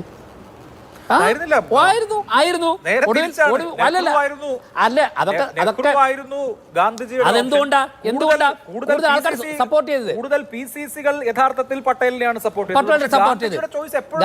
എന്തുകൊണ്ടാ ഗാന്ധിജിക്ക് നെഹ്റുവിലുള്ള കോൺഫിഡൻസ് കൊണ്ടല്ല. ഞാൻ ആ കാര്യങ്ങൾ ഞാനിപ്പോ ഈ ചർച്ചയിൽ പറയുന്നില്ല. കാര്യം അത് ഡിബേറ്റ് ആക്കാൻ ഞാനിപ്പോ ആഗ്രഹിക്കുന്നില്ല. അതാണ് വിഷയങ്ങൾ. ഞാൻ പറയട്ടെ, ഏറ്റവും കൂടുതൽ PC സപ്പോർട്ട് ചെയ്തത് പട്ടേലിനെ. എന്തുകൊണ്ട് ഗാന്ധിജി മറിച്ച് തീരുമാനമെടുക്കേണ്ടി വന്നുള്ള താങ്കളൊന്ന് ഗവേഷണം നടത്തി നോക്കിയോ? ഇനി ഇവിടെ ഞാൻ അതിലോട്ട് നോക്കിക്കൊണ്ടത് ഇവിടെ പറഞ്ഞ കുറേ കാര്യങ്ങൾ മറുപടി കിട്ടാതെ വരും. ഇവിടെ പിന്നെ ഒന്ന്, ശ്രീ രാജു, ഞാൻ ഇന്ത്യയിലെ ഞങ്ങളുടെ സംഘടനകളുടെ ശക്തിയെക്കുറിച്ച് പറഞ്ഞപ്പോൾ അദ്ദേഹം അതിനെ ഉദാഹരിക്കാൻ പോയത് പാകിസ്ഥാനിലേക്കാണ്. പാകിസ്ഥാനിലേതോ അതെ കോൺഗ്രസ്സിന് BJPയെ ചവിട്ടിത്താഴ്ത്തണം, ഞങ്ങളുടെ ഏതെങ്കിലും ഓർഗനൈസേഷനെ ചവിട്ടിത്താഴ്ത്തണം, നേരെ എക്സാമ്പിൾ എടുക്കുന്നത് പാകിസ്ഥാനിൽ നിന്നാണ്. ഇതാവസ്ഥ. ഇവിടുത്തെ അടിസ്ഥാന പ്രശ്നം ഇതാണ് അഭിലാഷേ. അതോടൊപ്പം തന്നെ ശിവഗിരിയിൽ നരേന്ദ്രമോദി, ശ്രീ സമ്പത്ത് ഞാൻ ചോദിക്കട്ടെ, അങ്ങോട്ട് ശിവഗിരിയിൽ നരേന്ദ്രമോദി ഒരു OBC വിഭാഗത്തിൽപ്പെട്ട തിരഞ്ഞെടുക്കപ്പെട്ട ഒരു സംസ്ഥാനത്തിൻ്റെ മുഖ്യമന്ത്രി, അദ്ദേഹം വന്നിട്ട് പോയപ്പോൾ അവിടെ ഇനി ഒരാളും പോകരുത് എന്ന് പറഞ്ഞിട്ട് ചാണകം തളിക്കാനായിട്ട് ഉത്തരവിട്ടത്, ആ ഒരു അധിക്ഷേപം ചൊരിഞ്ഞത് നിങ്ങളുടെ നേതാക്കന്മാരല്ലേ? അന്ന് ആരായിരുന്നു കേരളത്തിലെ ഏറ്റവും പ്രധാനപ്പെട്ട നേതാവ്? ഞാനിപ്പോൾ അദ്ദേഹം പൊതുപ്രവർത്തനം സജീവമല്ലാത്തതുകൊണ്ട് ഞാൻ പേര് പറയുന്നില്ല. ആരായിരുന്നു? നരേന്ദ്രമോദി തൃശ്ശൂർ വന്നിട്ട് പോയപ്പോഴേക്ക് യൂത്ത് കോൺഗ്രസ്സുകാരല്ലേ അവിടെ ചാണകം തളിച്ചത്? ഞാൻ ചോദിക്കട്ടെ, എന്തൊരു അധിക്ഷേപമായിരുന്നു നിങ്ങൾ ചൊരിഞ്ഞത്? ഞങ്ങൾ അതൊന്നും തുഷാർ ഗാന്ധി ഇവിടെ കാണിച്ചില്ലല്ലോ. ഇപ്പോൾ തന്നെ അഭിലാഷ് കഴിഞ്ഞ ഇടവേളയ്ക്ക് ശേഷം തുടങ്ങിയപ്പോൾ പറഞ്ഞ് കേസെടുത്തു. നെയ്യാറ്റിൻകരയിൽ പ്രകടനത്തിൽ പങ്കെടുക്കുന്നവർക്ക് കേസെടുത്തു. യെസ്, തുഷാർ ഗാന്ധി ഒരു പൊതുവേദിയിൽ CPM, കോൺഗ്രസ്, BJP പ്രവർത്തകരൊക്കെ പങ്കെടുക്കുന്ന ഒരു പൊതുവേദിയിൽ, പൊളിറ്റിക്കൽ വേദി അല്ലാത്തൊരു സ്ഥലത്ത് വന്ന് പറയാൻ പാടില്ലാത്ത കാര്യം, ഞങ്ങളുടെ കാഴ്ചപ്പാടിൽ പറയാൻ പാടില്ലാത്ത കാര്യം പറഞ്ഞു. അദ്ദേഹം പുറത്തിറങ്ങിയപ്പോൾ അതിലൊരു പ്രതിഷേധം ജനാധിപത്യപരമായി അതും ജനാധിപത്യപരമാണ്. അപ്പോൾ സ്വാഭാവികമായിട്ട് ഗവൺമെൻറ് ആ പ്രകടനത്തിനെതിരെ കേസെടുത്തു. ഞങ്ങൾ പറഞ്ഞോ ഞങ്ങൾ കേസിൽ ഞങ്ങൾക്കെതിരെ തെറ്റായി കേസെടുത്തു? നോ. ഞാനിപ്പോൾ ഈ ചർച്ചയിൽ കയറുന്നതിന് തൊട്ട് മുമ്പ് അതിൽ അറസ്റ്റിലായ മഹേഷുമായിട്ട് സംസാരിച്ചാണ് കയറിയത്. ഞങ്ങളുടെ പ്രവർത്തകർക്കെതിരെ കേസെടുത്തു. എനിക്ക് ബെയിലബിളാണോ നോൺ ബെയിലബിളാണോ? ഇനി ബെയിലബിളാണ്. യെസ്, ഇനി നോൺ ബെയിലബിൾ ആണെന്നിരിക്കട്ടെ. നോൺ ബെയിലബിൾ ഒഫൻസ് ഇട്ടെങ്കിൽ ഞങ്ങൾ കോടതിയിൽ ഞങ്ങളെ മിടുമിടുക്കന്മാരായ വക്കീലന്മാർ നെയ്യാറ്റിക്കര, എൻ്റെ 8-10 കേസ് നെയ്യാറ്റിക്കര കിടപ്പുണ്ട്. നല്ല പാർട്ടി പ്രവർത്തകരായിട്ടുള്ള വക്കീലന്മാരുണ്ട്. അവർ ബെയിൽ ആർഗ്യൂ ചെയ്യും. ബെയിൽ കിട്ടിയില്ലെന്നുണ്ടെങ്കിൽ ഇവർ ജയിലിൽ പോകും.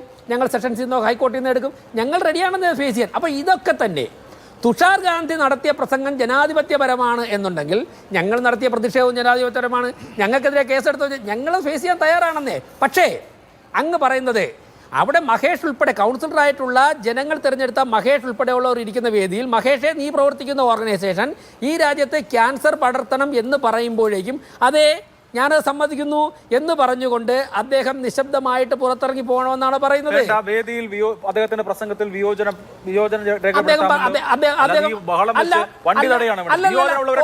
വേദിയിൽ വിയോജിപ്പിച്ചവർ അഭിലാഷത്തിന് സമാനമായിട്ട് ഇവിടെ ഇരിക്കൂ. വേദിയിൽ തന്നെ തുഷാർ ഗാന്ധി പ്രസംഗിക്കാൻ അവസരം ഉണ്ടെങ്കിൽ അങ്ങനെയല്ലേ ഇപ്പൊ പറയുന്ന എല്ലാ ആളുകളും ചോദിക്കട്ടെ, നമുക്ക് എല്ലാവരും എങ്ങനെ പ്രതികരിക്കണം എന്ന് നിങ്ങൾക്ക് തീരുമാനിക്കാൻ മൈക്കിലല്ലേ അദ്ദേഹത്തിന് അഭിപ്രായം പറഞ്ഞത്. അത് കഴിഞ്ഞ് ഈ മഹേഷിന് അദ്ദേഹത്തിന്റെ ടേൺ കിട്ടുമ്പോൾ മഹേഷ് വളരെ മാന്യമായിട്ട് ആ വേദിയിൽ നിന്ന് പുറത്തിറങ്ങി. അവിടെ ഒരലോസരം ഉണ്ടാക്കിയില്ല. റോഡിൽ റോഡിൽ നിന്നു അവര് പ്രതിഷേധ പ്രകടനം നടത്തി. വണ്ടി എടുത്തോണ്ട് പോയല്ലോ. വണ്ടി തടഞ്ഞെങ്കിൽ പോകില്ലായിരുന്നല്ലോ. വണ്ടി തടയാത്തോണ്ടല്ലേ അദ്ദേഹം അവിടെ നിന്ന് പോയത്. വണ്ടി ഞാൻ ചോദിക്കട്ടെ, ഒരു ഇന്നോവ അവിടെ നിൽക്കുന്നു, അതിൻ്റെ ഇത്ര മീറ്റർ ദൂരത്തിൽ ആർക്കും നിൽക്കാൻ പാടില്ലേ? അവിടെ നിന്ന് അദ്ദേഹം മുദ്രാക്കി വിളിച്ചു. വണ്ടി തടഞ്ഞേ പോകുമായിരുന്നു. പോവില്ല. പോലീസ് അറസ്റ്റ് ചെയ്തില്ലല്ലോ. അവരെ അറസ്റ്റ് ചെയ്യാതല്ലേ പോയത്. അപ്പോൾ വണ്ടി തടഞ്ഞിട്ടില്ല. അവിടെ നിന്ന് മുദ്രാക്കി വിളിച്ചു. ഇനി വണ്ടി തടഞ്ഞു എന്നിരിക്കട്ടെ, നിങ്ങളുടെ FIR വണ്ടി തടഞ്ഞുകൊണ്ട് എവിടെ കൂടെ ആക്കിയിട്ട് അവരെ ശിക്ഷിച്ചോ. അപ്പോൾ ഈ പ്രശ്നം എന്താ വെച്ചാൽ ഇപ്പോൾ സമ്പത്ത് അദ്ദേഹം ആദ്യം പറഞ്ഞല്ലോ ഈ വിഷയം ചർച്ച നടത്താൻ വേണ്ടി മാതൃഭൂമി എടുത്തതിൽ മാതൃഭൂമിയുടെ ധൈര്യം ഞാൻ സമ്മതിച്ചിരിക്കുന്നു അദ്ദേഹം പറഞ്ഞു. CPM-നെതിരെയാണ് ഇങ്ങനെയുള്ള വിഷയമെങ്കിൽ ചർച്ച എടുത്ത് നടത്താനുള്ള ധൈര്യം നിങ്ങൾക്ക് കാണൂല. അദ്ദേഹം പറഞ്ഞത് അല്ല, ഞാൻ അദ്ദേഹത്തിനാണ് മറുപടി പറഞ്ഞത്. അദ്ദേഹം പറഞ്ഞു ഈ വിഷയം ചർച്ച എടുക്കാൻ നിങ്ങൾക്ക് ധൈര്യം കാണിക്കാം. കാര്യം ചർച്ച ഞങ്ങൾക്കെതിരാണ്. ഞങ്ങൾ ചർച്ച നടത്തുന്നേ, ഞങ്ങൾ ആ ചർച്ച ആസ്വദിച്ച് ആ ചർച്ചയിൽ പങ്കെടുക്കുകയുള്ളൂ. അല്ല, ഞങ്ങൾ അഭിലാഷിന്റെ നേരെ ഇന്നോവ ഇടൂല. ഞാൻ എനിക്ക് ഒരു 3 പേരും കൂടെ എന്നെ ആക്രമിക്കാൻ ഇനി ഇവരൊക്കെ പറഞ്ഞത് ഗാന്ധിവധം RSS. ഞാൻ ചോദിച്ചോട്ടെ കവി, മുൻ MP-യോട് ഞാൻ ചോദിക്കട്ടെ, അതിൽ 10 പ്രതികളുണ്ടായിരുന്നു. ഏതെങ്കിലും ഒരു പ്രതി RSS-ഉമായിട്ടോ ഏതെങ്കിലും സംഘടനകളുമായിട്ട് എന്തെങ്കിലും ബന്ധമുണ്ടോ? ഏതെങ്കിലും ഒരു പ്രതി ഉണ്ടെന്ന് പറഞ്ഞാൽ പരസ്യമായിട്ട് അപ്പോൾ മാപ്പി ചോദിക്കാം. ഇല്ല. മറ്റൊന്ന്, ശ്രീ രാജു പി നായരോട് ചോദിക്കട്ടെ, ചരിത്ര വസ്തുതകളുണ്ട്, അതിൽ നമുക്ക് ചർച്ച ചെയ്യാൻ എങ്ങനെയാണ് അദ്ദേഹം പൊതിഞ്ഞു പിടിച്ചത് എന്ന് പറഞ്ഞത് കവി പറഞ്ഞപ്പോ ആസ്വദിച്ച് താങ്കൾ ഒരു ഹിസ്റ്റോറിക്കലി തെറ്റായ ഒരു കാര്യം തെറ്റല്ലല്ലോ. ഈ 10 പ്രതികളിൽ ഒരാളായ ബന്ധമുള്ള ഒരാളിനെ പറയാം. 10 പ്രതികളിൽ ഒരാളായ ഗോപാൽ ഗോഡ്സെ, അയാളുടെ ആത്മകഥ പുസ്തകം എഴുതിയിട്ടുണ്ട്. ഗോപാൽ ഗോഡ്സെ എന്നിട്ട് പറയണം ഞങ്ങളൊക്കെ വളർന്നത് RSS-ലാണ്. ഒരാളാണ് ജഡ്ജ്മെന്റിൽ പറഞ്ഞിട്ടുണ്ടോ? ജഡ്ജ്മെന്റിൽ ഇപ്പൊ പാർട്ടികളുടെ പേര് പറഞ്ഞിട്ടാണോ? ഗോപാൽ ഗോഡ്സെ ആ പ്രതി തന്നെ കോടതിയിലെ ജഡ്ജ്മെന്റാണ് സാർ റെലവന്റ്. ഇനി രാജുവിന് പറയട്ടെ, ശ്രീ രാജു പി നായർ സമയമില്ല. സമയമുണ്ടല്ലോ, അവർക്കൊക്കെ സമയം ഉണ്ടായിരുന്നോ? 8:25 അതുകൊണ്ടാണ് അല്ല, ബാക്കി 5 മിനിറ്റ് എനിക്ക്, അവർ 3 കൂടെ പറഞ്ഞല്ലേ. രാജു പി നായർ, ഞാൻ ചോദിക്കട്ടെ, അങ്ങ് ചോദിച്ചു 1949 മുതൽ ഞങ്ങളുടെ സംഘടന ഒരു 10-40 വർഷം അധികാരം കിട്ടിയില്ല. അതെ, അധികാരം ഞങ്ങൾക്ക് പിടിച്ചെടുക്കുക എന്നുള്ള വാശിയൊന്നും ഞങ്ങൾക്കില്ല. ഞങ്ങളുടെ ആശയം പ്രചരിപ്പിച്ച് മെല്ലെ മെല്ലെ കിട്ടിയാൽ മതി. ഇനി വേറൊന്നും കൂടെ പറയാം, എന്തുകൊണ്ട് അധികാരം കിട്ടിയില്ല. അന്ന് വളരെ ശക്തമായിട്ട് വളർന്നുകൊണ്ടിരുന്നത് ദീനദയാൽ ഉപാധ്യായുടെയും ഡോക്ടർ ശ്യാമപ്രസാദിയുടെയും നേതൃത്വത്തിലായിരുന്നു. ഇവർ രണ്ടുപേരും ദുരൂഹ സാഹചര്യത്തിൽ കൊല്ലപ്പെട്ടത് കോൺഗ്രസിന്റെ ഭരണകാലത്തായിരുന്നു. കൊല്ലപ്പെട്ടത് അല്ലല്ല, അത് ചർച്ച ചെയ്യുമ്പോൾ പ്രശ്നമാണ്.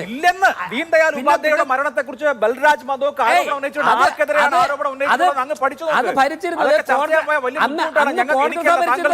അന്ന് കോൺഗ്രസ് ഒക്കെയാണ്. എന്തുകൊണ്ട് അന്വേഷിച്ച് പ്രതികളെ കണ്ടെത്തിയില്ല? ദീൻദയാൽ ഉപാധ്യായയുടെ ജുഡീഷ്യൽ കമ്മീഷൻ ഉണ്ടായിരുന്നു കോൺഗ്രസിന്റെ കാലത്ത്. എന്തുകൊണ്ട് അന്വേഷിച്ച് ദുരൂഹ സാഹചര്യത്തിൽ മരണം അന്വേഷണ കമ്മീഷനെ വെച്ച് അന്വേഷിച്ചിട്ടുണ്ട്. എന്റെ ചോദ്യം ഉപാധ്യായയുടെ മരണത്തെക്കുറിച്ച് ജനസംഘം കെട്ടിപ്പടുത്ത ബൽരാജ് മധോക് ആരോപണം ഉന്നയിച്ചിട്ടുണ്ട്. ബൽരാജ് മധോക്കറല്ലോ, കോൺഗ്രസിന്റെ ഭരണകൂടം എന്തുകൊണ്ട് അന്വേഷിച്ച് പ്രതികളെ കണ്ടെത്തിയില്ല?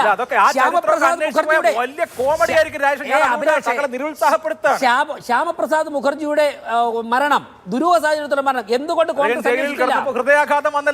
അഭിലാഷേ അങ്ങനെയാണ് റിപ്പോർട്ട്? എന്തുകൊണ്ട് അന്വേഷിച്ചില്ല? എന്തുകൊണ്ട് അതിൽ അന്വേഷിച്ചിട്ട് ആധികാരികമായിട്ട് റിപ്പോർട്ട് വന്നില്ല? ഞാൻ പറയാം, ഇന്ത്യൻ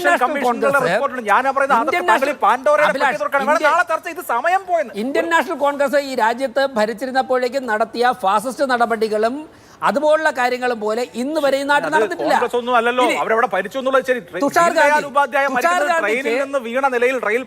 ഒരു കാര്യം മനസ്സിലാക്കുക, രാജു പറഞ്ഞല്ലോ തിരിച്ചു വരികയാണ്, ജോഡോ യാത്രയിലൂടെ തിരിച്ചു ഇടവേളയ്ക്ക് ശേഷം സമയം പോലെ.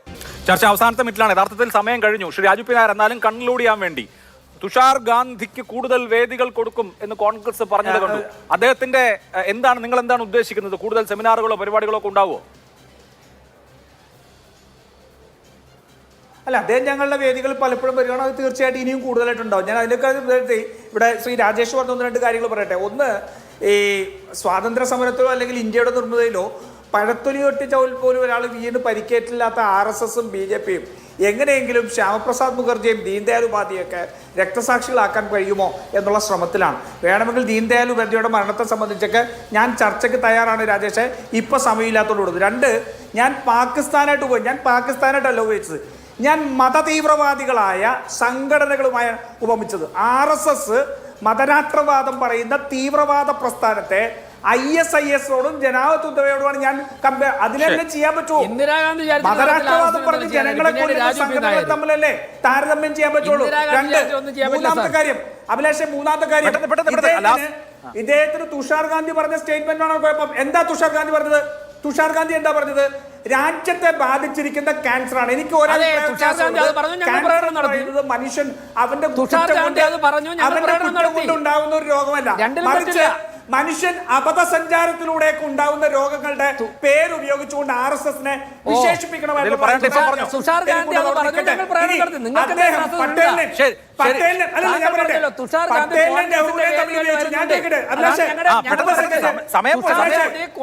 പറയാത്ത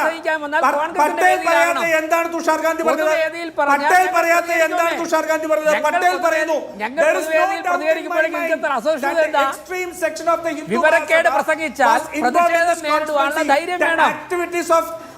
നിങ്ങൾ എത്ര ബഹളം കാണിച്ചാലും തുഷാർ ഗാന്ധി വിവരക്കേട് പറഞ്ഞാൽ ഞങ്ങൾ ഇനി പ്രതികരിക്കുമെന്നേ. നിങ്ങൾ തുഷാർ ഗാന്ധിയെ ചൊവ്വോ? തുഷാർ ഗാന്ധിയെ നിങ്ങൾ ഞങ്ങൾക്ക് യാതൊരു പ്രശ്നമില്ല. ശരി, പട്ടേൽ കറസ്പോണ്ടൻസ് എന്ന പുസ്തകത്തിൽ അതുണ്ട്. ഓക്കെ, ശരി. ഇനി സമയമില്ല, അടുത്ത ദിവസം സമയമുണ്ടെങ്കിൽ ചർച്ച ചെയ്യാം. സൂപ്പർ പ്രൈം ടൈം അവസാനിച്ചു. നമസ്കാരം.